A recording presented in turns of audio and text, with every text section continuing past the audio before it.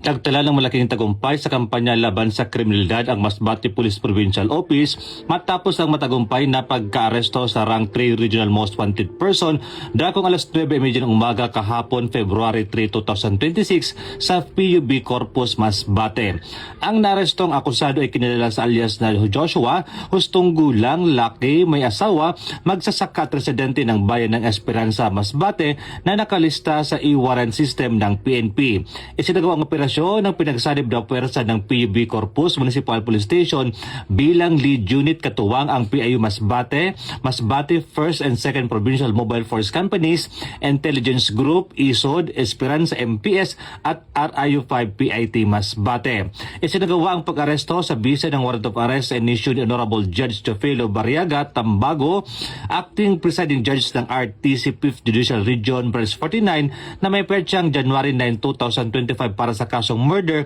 na walang inirekomendang piyansa. Matapos ang pag-aresto, agad na dinala ang akusado sa PUV Corpus MPS para sa kulang disposisyon, dokumentasyon, patunay ng patuloy na determinasyon ng Masbate PPO sa pagtugis ng mga wanted persons at paghatid ng hustisya.